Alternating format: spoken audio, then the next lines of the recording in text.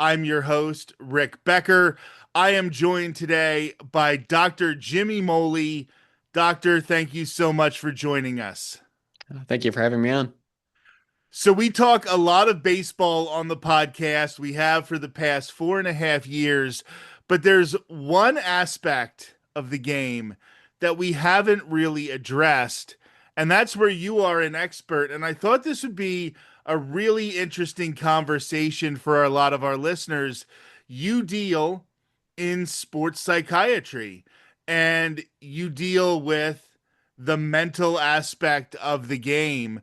So, why don't you talk a little bit about your background and why you are an expert on this issue? And then we're going to get a little more into maybe some misconceptions that fans have about your job and what you do as a doctor. Absolutely. No, thank you very much. So my background started at the University of Notre Dame, actually where I received my undergraduate degree, and then I completed my medical school and residency training at The Ohio State University. So that was my background and training. I do have a certification in sports psychiatry through the International Society for Sports Psychiatry.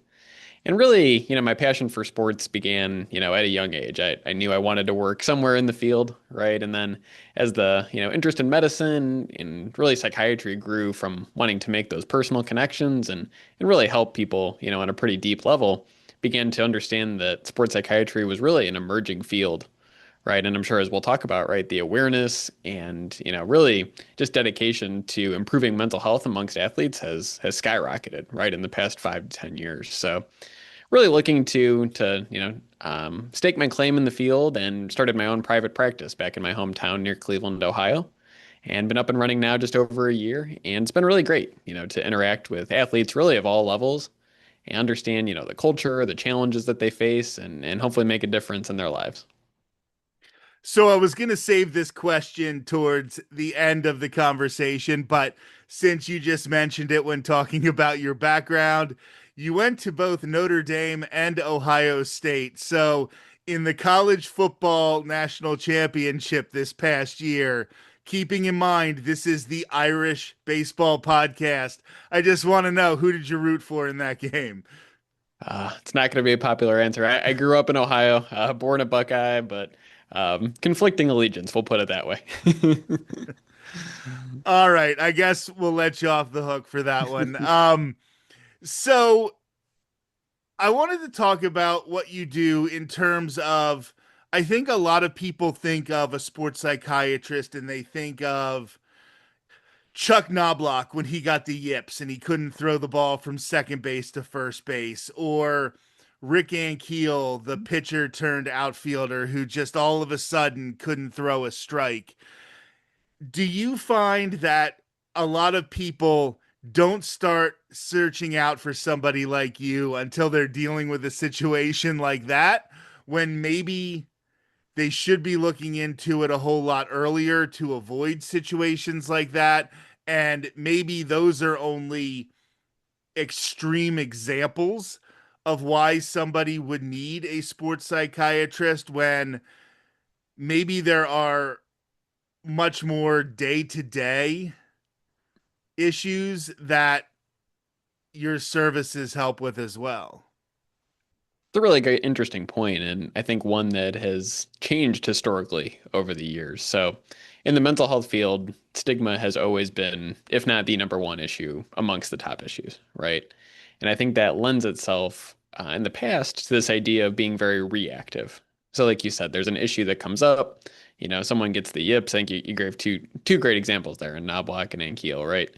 And I think that was always the historical model. Oh my gosh, something has gone wrong. Let's call in the psychiatrist quick, right? Can you come see him right away, right? That's been the model in the past. And that's probably mostly informed by stigma and maybe a lack of understanding of what psychiatry can do. I do think, as time goes on here, we are learning more and more about the ability to be proactive with mental health concerns and the idea that we need to put structures in place within teams, within organizations, and that, starts at the youth level all the way on up to not only protect against mental health issues, but to really start using mental health as a tool, right? Just as you have a hitting coach or a pitching coach, a personal trainer, right? If there's a mental coach on board or someone with the background to be able to optimize the mental part of your game, we're learning that that can be oftentimes just as important as those other more specialized trainers. So, would you say that the mental health of sports goes down to even like the youth levels?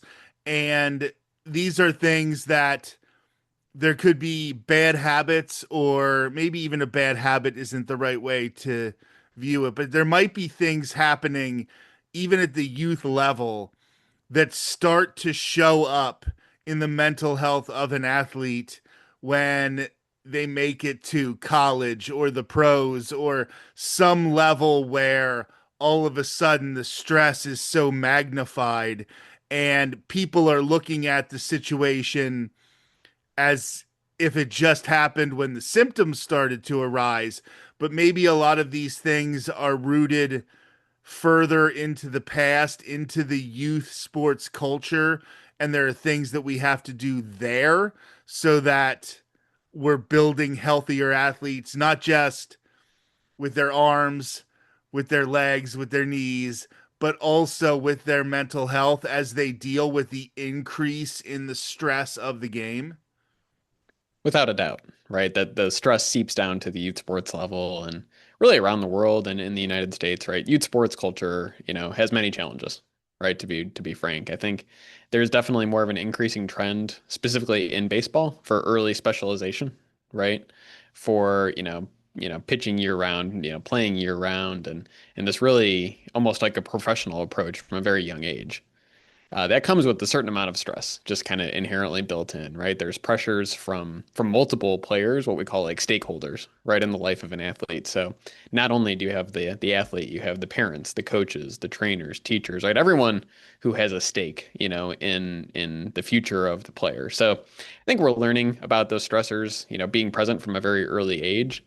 And like you said, oftentimes when I get referrals, it's for players who have experienced injury, early retirement, a trade, free agency, right? Where there's an acute change, where all of a sudden these issues that have been maybe simmering under the surface now just completely boil over the top. So I think really looking, like you said, starting at that youth sports level and how do we create environments where, kids and athletes feel comfortable expressing their emotions, talking about the mental side of the game, having people that they trust in their life to when they do start to experience, negative feelings that they can turn to. I think those are all really important and prevent, probably those issues down the road, kind of in that same kind of idea of a preventative model. How do we as adults, and we can talk a lot about the pro game and we can talk about the college game, but none of us are ever going to have the impact on those sports the way that we can on youth sports. So I think that's sort of one of the reasons that I wanted to focus a little bit more on youth sports, at least at the beginning of this conversation, because I feel like that's where a lot of us who are interested in baseball, might volunteer to coach a youth team or be an umpire at that level. So we have a lot of high school coaches and youth coaches who are members of the Irish American Baseball Society. So I feel like this is where we can have the biggest impact. So, are there things that we can do as adults who are dealing with young kids who are playing the sport for the first time that set them up to have better success in the future? We're not looking to put you out of business. Your job is always going to be needed. But is there a way to stress the learning aspects of youth sports and maybe not focus so much on the wins and losses or the bottom lines? Would you say that would be a healthier way of going about it? Definitely. I think it's important to remember that, young athletes growing up even into the high school years, right, are still at a very impressionable developmental age. For even from just a neurobiological standpoint, we know that, neural connections are still being formed, developed, and matured, even into those high school and early college years. What that means then is that, athletes still have a lot of room to grow. They have a lot of room to, kind of model what they see. I think so. A lot of times we see, behavior of parents, coaches, umpires, that sort of thing, right? That makes a big difference in what an athlete sees, what they understand as being acceptable, and how they, treat other people and treat themselves, right, and their teammates. I think it first starts with kind of modeling the correct behavior, right? I think it also involves making sure that athletes have avenues to express themselves in multiple different ways, right? Ways where they feel comfortable, and not just where they're going to be met with a message of, toughen up, sweep it under the rug sort of message. That's when we kind of see those problems develop down the road. I mean, research shows, Rick, that, athletes, and this goes to baseball and across sport, have higher levels of PTSD, have, oftentimes higher levels of substance use, eating disorder type stuff. So, I mean, there's all kinds of issues that we know are probably due to the unique stress that sports presents. As great as it can be, right? There's also that downside. So, being aware of that, recognizing it, modeling good behavior, and then providing those outlets, I think are good places to start at the very least. I heard you mention eating disorders, which I guess seems like on the surface wouldn't necessarily make sense because you think of athletes and maybe they have a meal plan, but you think of them as having a healthy meal plan. But I don't think a lot of people realize that, especially like getting into the high school level and a little before that, you don't have nutritionists in eighth grade football, but you might have to make weight to play eighth grade football. Or if you don't, you might, like, for example, I'm 6'4". When I was in sixth grade, I was on the eighth grade football team and I wasn't making weight every week, you know? So you end up having these situations where you have kids in like sixth grade who are starving themselves during the week and running with trash bags around them. And I can't even imagine what it's like in wrestling where making weight is a huge deal. Do you find that these are the ways that people end up having these eating disorders because things like making weight and showing maybe a college recruiter that you can trim down a little bit, get to a desirable weight, add maybe a little bit of speed in addition to your strength, that these things end up staying with people because they don't have the proper nutrition until they get to maybe college or the pros. Absolutely. And I think what we see is this idea that, more is always better, right? So more, like you said, more speed, more power, more training, right? The answer is always more. And oftentimes we don't think about, eating in terms of energy. So that's how I usually like to frame the discussion, right? So you're outputting all of this energy into your training and into your practices, everything like that that you do privately. But what kind of energy are you bringing in? And how do those things balance out? Right. So like you said, they might not be working with a nutritionist and kind of the right type of balancing the right type of fuel. And then how does that factor into everything else that you're doing? And, a lot of times I get athletes who come in and may not even be aware, right, that this is an issue. And you're like, well, let's see, you're training X amount of hours per day, but you're only bringing in so many calories. Those things are out of balance and, maybe contributing to some of these things, symptoms that you're having or some of these issues. So I think, just awareness of, what that looks like. And like you said, probably a more nuanced understanding of how energy affects performance and the idea of kind of balance as part of an overall healthy picture. You know, an example that I sometimes use, and my father's side of the family, every one of his brothers and sisters played college sports, right? My father. Mhm. He played Division 1 college football, Division 1 college baseball. Um, his brothers and sisters played D2, D3. And there was a joke that the day after they played their last organized sporting event, they put on 75 pounds. Like it was just what would happen.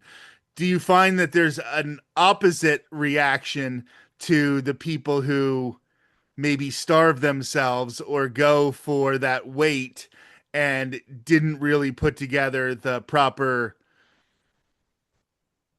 dining plan, if you will, to people who, as they start to phase out of sports, they are still living a life, they're still doing a caloric intake that is accustomed to having that, 2 hour practice, the two a days in August.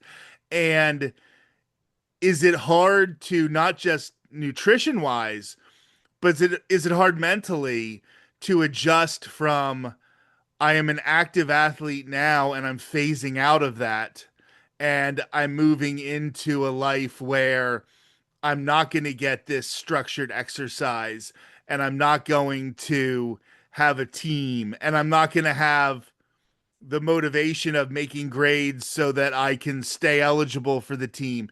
Are all of these factors something that, as people age out of their sports, that you find are really difficult situations? It is really part of what makes that transition so hard, right? There is no manual for retirement, right? There is no manual when all of a sudden, maybe you need to have Tommy John surgery, right? And that takes you out for a year or something like that. And it really goes back to, we have a lot of discussions about identity in sport and what, who you are as a person. So oftentimes sports from a young age require, nearly 100% dedication, right? In terms of time, energy, effort, money, mental thought, everything, right? And that's what helps people reach the levels of success that they do. The problem with that is it doesn't leave room for any sort of really other development in a meaningful way. So when, that gets stripped for whatever reason, injury, retirement, trade, what have you, then it's like we're left picking up the pieces. So, and that kind of speaks to that thing, right? Of kind of who are you as a person, outside of the game, or who, how can we build up maybe some of this resilience early on so that when the inevitable change happens, we're ready to deal with that. So, I think that's definitely part of it. It's what makes transition so difficult. And really, there's so much support when you're playing, right? You have people you can turn to, there's whole staffs, there's people who their whole job is dedicated to your well-being. When that goes away, it's oftentimes you're kind of left looking around being like, who's still in my corner here, right? So that's part of the challenge, absolutely, and something that we have to deal with very frequently. I heard a story that I think fits at this moment, where there was a basketball camp, and one of the instructors at the basketball camp was Pistol Pete Maravich. And the kids were sitting around, and Pistol Pete was spinning the ball on his finger and doing a whole bunch of tricks. And after he did his little presentation, one of the kids ran up to Pistol Pete's father, who was his basketball coach in college and high school, and at different levels, and said, "How long did it take him to learn how to do that?" And his dad said it took him his entire life. And the kid looked him back in the eyes and said, "I don't got that kind of time." Like, we put so much emphasis, it is such a big part of your youth. If you're trying to play professional sports, if you're trying to play college sports, it has to be your number one dedication.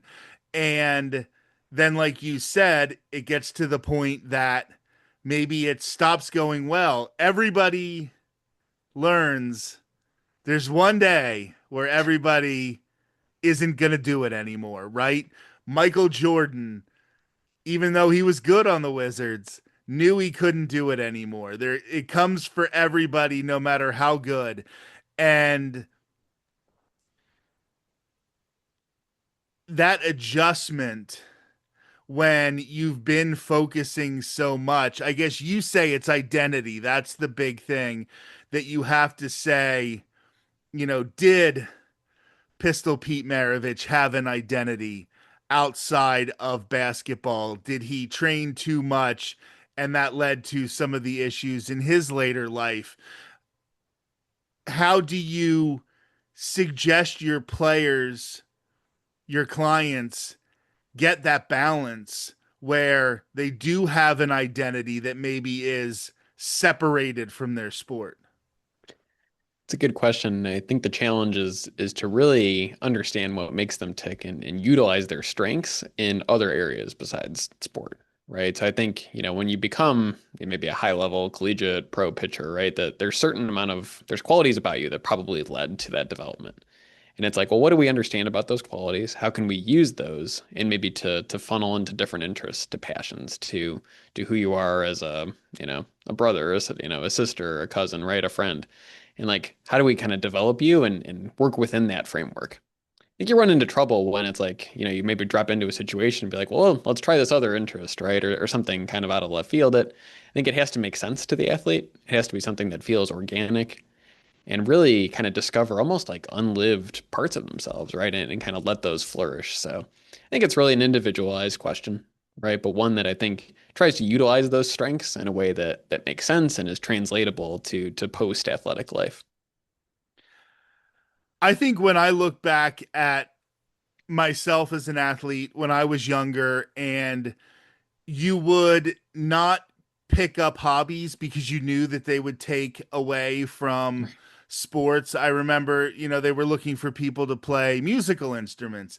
And now, as an adult, and I play a little guitar, but it took me a long time to learn it. Like, that's not an easy thing to pick up when you're in your 30s as opposed to when you're in your teens.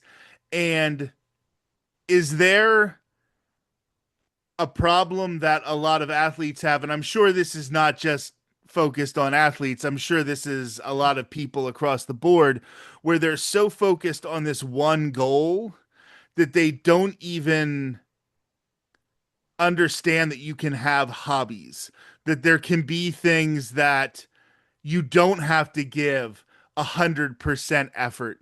You can just, you know, paint, or you can play an instrument, and it doesn't have to turn into your life. You don't have to practice it 4 hours a day. There are things that you can do that are just for enjoyment. Is that something that you have to sometimes teach athletes? It is. That does come up pretty frequently, I would say. And, we usually talk about too, there are, multiple benefits of having, diverse interests and different skill sets. You know, that goes to sports and that goes to life. There's a book by David Epstein called Range where they talk about, the idea that like Roger Federer growing up played, 10 different sports and how, that really he uses those skills that he learned in other sports in terms of body movements and kinetics and the mental side to really help him become, one of the best tennis players of all time. So, in kind of like on a smaller scale, right? A football player who paints, right? There's probably certain dexterity involved in that, right? There's certain artistic creativity. So I think a lot of work is like demonstrating, hey, that these other things have value. Your goals are still aligned. We can still do things, that allow you to become the most well-rounded, strongest, most interesting possible person you can be. But that can look like a lot of different things. It doesn't always have to fit that traditional mold. And we're not diagnosing any of these athletes that I mentioned, whether it be Knobloch or Pistol Pete or whatever. But I know with Michael Jordan, one of the things was he was competitive with everything. It was golf, and he had to, put $5,000 on the golf game because he had to, or he didn't even have to put 5,000. If he put $5 on the golf game, that was enough to make him competitive and have to win it.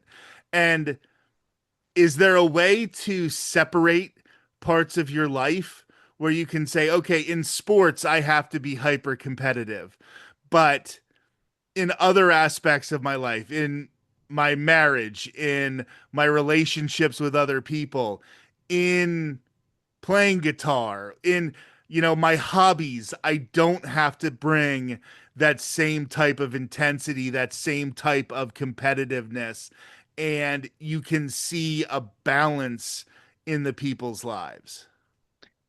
Definitely something to discuss, right? And it's very tricky because there's a fine line, right? We want people to express their personalities, to be competitive, right? That's what drives people. It's what allows people to be fulfilled. But like you said, there is probably a line at some point, right, where you cross, and this is where we maybe see, post-retirement issues with like substance use and things where you're like searching for that drive that just doesn't exist, like you said, in a boardroom or in a classroom, right? So I think kind of learning to set appropriate expectations, channel that, whatever it is, that competitive drive, that competitive spirit, and kind of apply it in the right areas. And oftentimes athletes are not, and this goes to everybody in the population, right? We're not equipped to understand maybe necessarily how to strike that balance all the time. So that's where it helps to have people to be able to talk to, right? And balance things out. So I think kind of walking, like I said, that delicate line between encouraging competitiveness, competitive spirit, but also realizing, hey, what's appropriate behavior and how do we optimize this without making it a problem? Now, I'm a big analytics guy, right? Mhm. And I love the numbers. And I would swear that there's no such thing as a player who is clutch. Hmm. Now, would you, as somebody who looks at this from the psychiatry aspect, say that there is at least, maybe if you're not, you know, a superhuman in different situations, maybe like anything else, if you're trying to get better at foul shooting, you shoot a bunch of foul shots. If you're Hmm. trying to get yourself in a better mindset in those really, really difficult, tight, stressful situations of a game.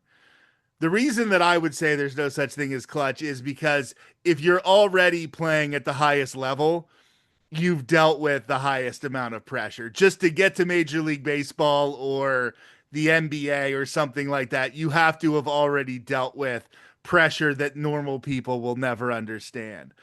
But are there ways to work on that to strengthen those muscles so when there is a runner on third with two outs in the bottom of the ninth, you're able to take a deep breath and focus on the pitch that's coming and do the same thing that you did in the first inning? There certainly are. I think there are ways to kind of build up that muscle, right? And I don't know, I guess whatever word you want to use for like clutch or however you phrase it, right? Some people use like a flow state.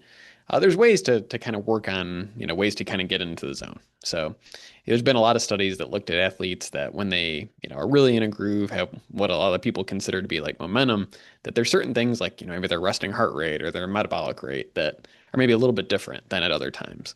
So if there's ways that we can almost like induce those states. So one of the big ones we look at is breath work, right? And this became popular, with pitchers, I think several years ago, looking at like diaphragmatic breathing and paced breathing and ways to kind of self-regulate your nervous system while you're on the mound to really help kind of decrease that fight or flight sensation.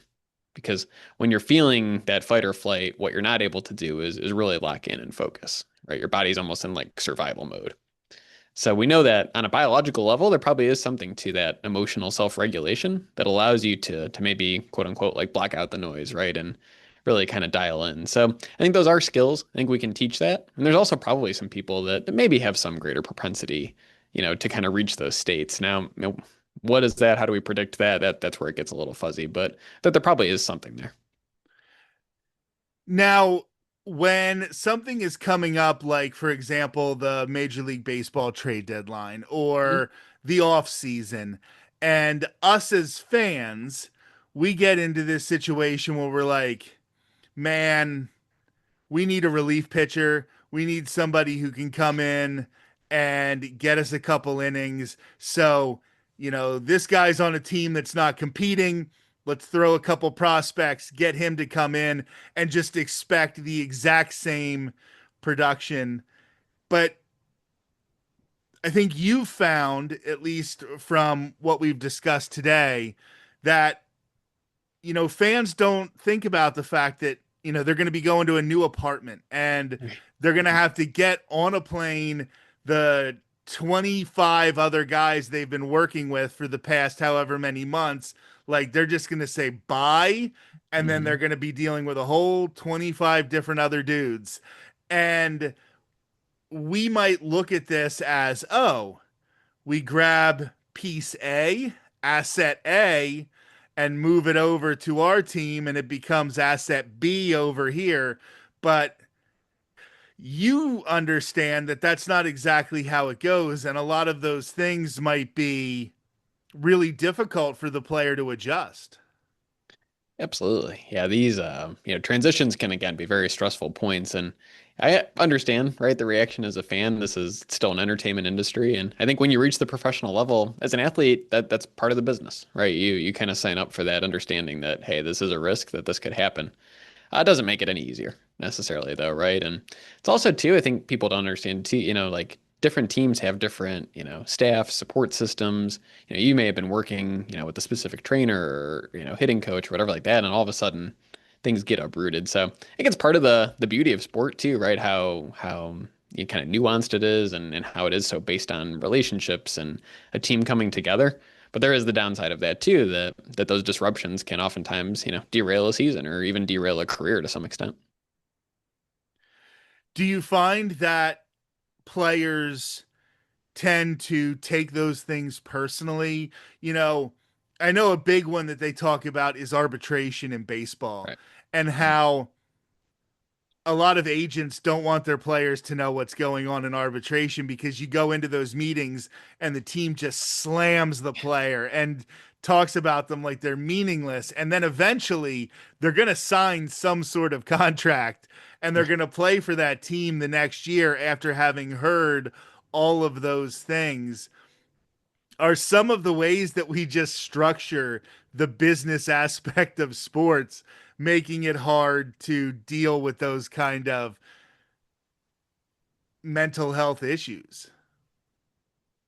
Oh, without a doubt, right? That is part of the game, and I think that's why it's important for athletes. We talk about like who is your circle, right? Who do you have kind of protecting you? Who's defending you, right? Who's your agent, and how does that person affect your life, right? So for some athletes, it's more of a big deal than others, right? Some athletes actually enjoy that. They want to go in there and engage in the process and understand the contract side and the business side, and sometimes it actually serves as motivation, right, to go out there and to perform even better. But for other athletes, it's a total, like you said, distraction and can derail things when they think the team doesn't support them or, like you said, you just go in there and hear about how bad you are for however long, right? So I think it depends on the individual, but I think the best outcomes are usually when there's good support and when you align the player's personality with their level of involvement in any kind of process like that.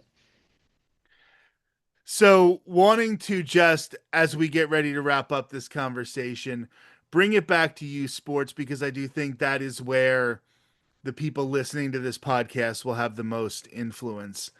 What are some ways that parents, youth coaches, up to high school coaches, what are some things that we can do on a daily basis to help the mental health of the young athletes in our lives?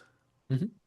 It's one of the most important things we can do, right? And I would say culture starts from the bottom up. So this is, going into the home, like you said, with parents, kind of setting that example, modeling good behavior both in the home and, during competition. So I think that's definitely one thing.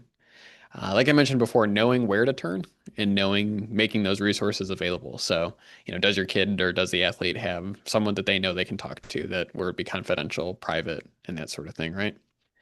We talked about the need for generalization as opposed to specialization and exposing kids to not only different sports but different activities, different things in their life, making sure that there's time with friends, there's time with family, there's times that you know enrich our lives in other ways than just athletics. So I also think too from an adult standpoint, they're probably is always helpful to have some level of reflection, right? And understanding, hey, where does my kid really stand competitively and what do they need from me? Right? Does my kid need, like support, encouragement? Do they need to know that, hey, maybe it's okay if we don't, go to, try out for this team or do whatever they need to do. So I think, kind of a nuanced understanding, always from a supportive standpoint, and knowing where to look when things go poorly is probably a good place to start. Actually, you made a really good point that I didn't even think of until you made it, which is to have those sort of realistic expectations because we know the odds, no matter how good your kid is, there are a lot of people who have the same talent level as Mike Trout who are working other jobs right now, right? Right. So it's not only the talent level and having that realistic expectation. Maybe they're playing multiple sports and basketball is just, your kid's maybe going to be 5'10". Like that's not going to happen, right? It's probably not going to happen. So maybe you don't stress quite as much about basketball and you use that more as that enjoyment, as that hobby, as that way to release stress. And maybe they're throwing 95. So you focus on using this sport for this reaction. And no, having realistic expectations, I think, is a really good point to make. And probably something that comes a lot easier to parents who've been around the game a lot or been around sports a lot, because you can look at all 200 kids trying out for the basketball team and say, no, okay, my kid's one of the best on this team. Or you can look at the baseball team and go, okay, so maybe baseball isn't my kid's thing. And having those expectations, I think, is a really, really big deal. So I want to thank you so much, Dr. Moley. This was a really great conversation and something that I don't think gets addressed enough in fandom is the mental health aspect of the game. So I really appreciate all of your insight. Yeah, thank you very much.